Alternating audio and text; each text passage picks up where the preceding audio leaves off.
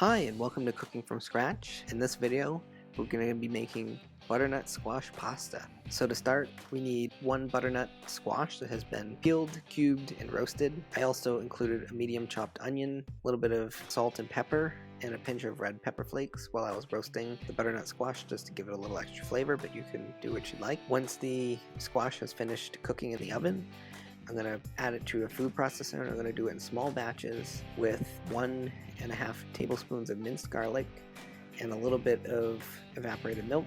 You'll eventually use the full can of evaporated milk, but I like to add a little bit at a time to help the butternut squash puree a little easier during batches. Once the butternut squash has fully pureed, I'm going to add it to a large pot. I'm going to add any remaining evaporated milk left over.